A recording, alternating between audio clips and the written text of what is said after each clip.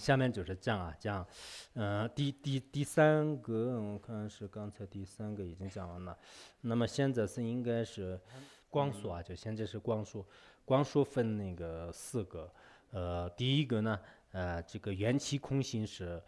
世尊的究竟依据啊，就缘起空性是世尊的究竟依据。第二是佛所诸法自性为空性之理啊，佛所诸法自性为空性之理。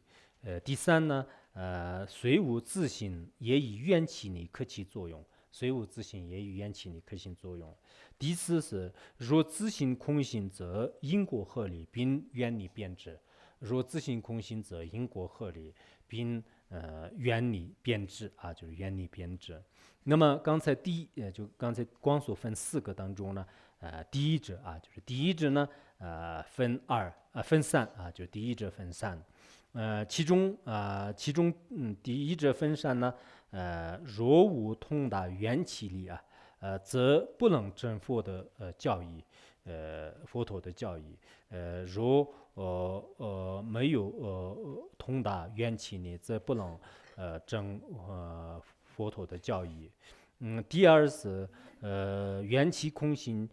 是这个佛陀的究竟密意。第三呢，缘起空性是佛陀的究竟密意。第三呢，就是先前缘起空性的这个量啊，就是先前缘起空性的量。然后那个第一字若无通达缘起，则不能证佛教质疑啊，这样讲的。唯心利益佛陀尼，唯度群生而恩泽，真法体悟空性义，断定依据无论比啊，就是无论比。那么唯有的这个饶益啊，就是一切众生的，就是佛陀这个你的话呢，就是为呢，就是你以天变无际的一切群生，而赐予真法的体会是什么呢？就是这个空性意义啊，就是空性意义。那么就是断定它的这个无与伦比的依据是什么呢？即使说是这个缘起力啊，就是未曾有一法不从因缘生，是故一切法无不是空者。好像在那个什么中论当中这个说的吧，就是没有一个这个因缘不生的法，就是所以说呢，只要是因缘产生的法，就全部都是空性的啊，就全部都是空性的。因此我们说释迦牟尼佛你就是为不同的众生呢，就是已经开启了，就是怎么说啊，就84000法门。84000法门的所有的这个真法体悟呢，就是这个空性法门。而这个空性法门的依据是以什么道理来就知道这是空性法门呢？我们应该用缘起力来就是觉知啊，就是缘起。因为缘起力来觉知的话呢，所有的这个万法就是没有一个不是缘起的啊，就是地那等中毛多不中国有不毛有诺。原来有一个叫那个堪布高巴，就是我在他面前也是听过很多法，他经常引用那个中论的，我刚才引用的那个教证呢地那东人毛多不中国有不毛有诺。所以那个就是不什么这个未曾有一法不是空性法，就是它有两种吧，就是未曾有一法不是空性法，就是一个法也没有；也有未曾有一法不是缘起法的，不是缘起法的一个法也是没有的。所以我们在这个世界上呢，就是大家都以前呢就是没有学过佛的人不知道，没有学过中观的法呢就是更不知道。就现在有些学佛的人呢，就怎么说啊，就是一种迷迷糊糊的。我觉得有些这个学佛呢，完全是一种这个现象。为什么这么讲呢？因为他对这个佛教的教义呢，没有产生定解，没有呢，就是产生这个心性的这个根源。只不过呢，就是自己的有些出家人也是只是剃个光头，就这个穿个出家衣服认为呢，就是自己已经可以了。其实这种这个衣服的话，那就是谁都可以穿啊，就是谁都可以穿，就是你换了衣服，就是剃个光头，不一定成为出家人。如果你真正是释迦牟尼佛的这个跟随者的话呢，就是至少也是对这个缘起法门，尤其是作为一个大乘的行者的话呢，对缘起法门应该有所认识。如果没有认识的话呢，佛法的这个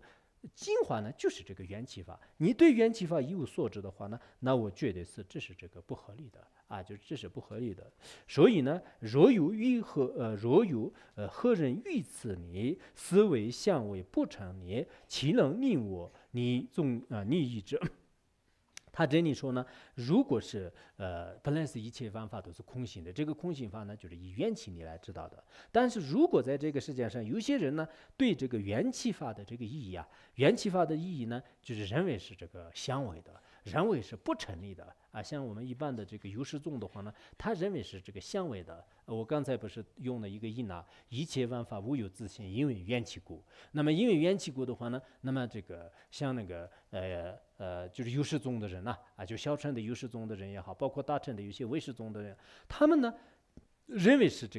这种推理呢，是相违的，因为我明明看到就是一切法是这个存在的，存在的话，它是怎么这个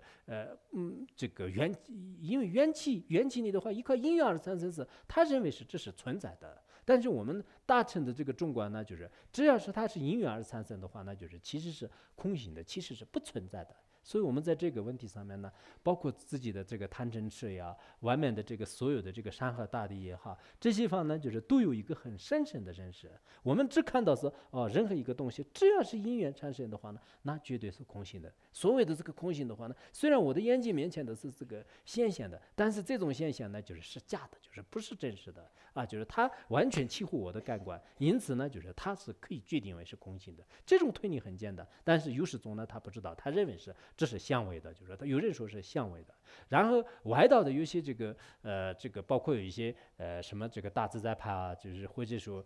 一些那个生世外道啊，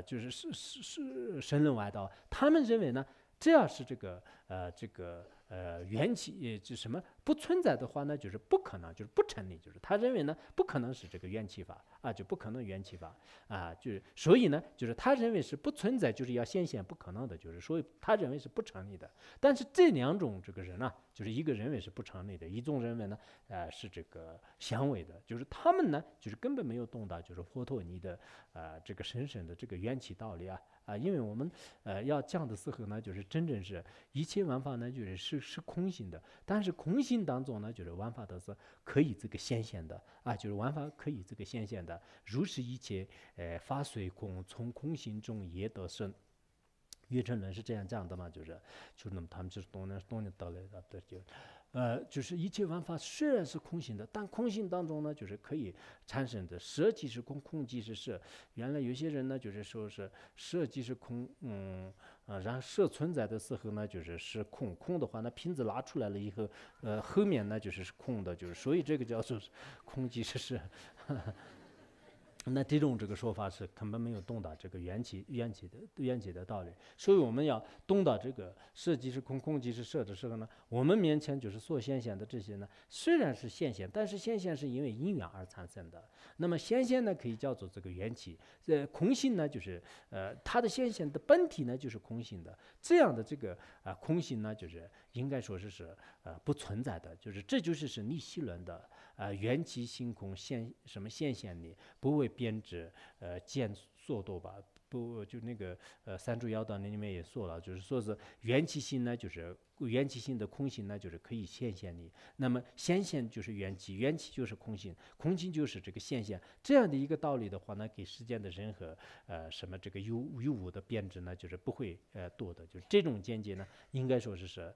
最这个究竟的。什么时候通达这个显现空性互不相违？这个时候呢，你会通达这个如来的这个密意啊，就会通达如来的密意。所以这些道理呢，其实是应该缘起空性的道理啊，我们平时说是跟这个上师的这个密意呢，融入一体，或者是诸佛菩萨通过这个神奇次第和圆满次第呢，进行修了以后呢，认识自己的这种心，认识自己的心的时候呢，那种显象和空性呢，无二无别，到了一定的时候呢，会有这样的这种境界。这个时候呢，你就通达了，一切万法的这个真相啊，并不是说是我们有时候呢，经常说是一切都是本尊的，像一切都是什么那个上师的这个有无，一所上师的有无的时候呢，并不是说是这个现在我们所看到的什么这个瓶子啊、差别啊，就全部都是变成这个上师啊。就现在有些人涂的画一样的，包括差别也是变成一个上师的这个像啊，上师的面在这里，上师的肚子在这里啊。这个差别也是应该是观上师啊。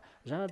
这个差别发出来的差的声音是这个上师的语言呐、然后上师呢就是在心里面跟这样的，这不是这样的，就是应该说是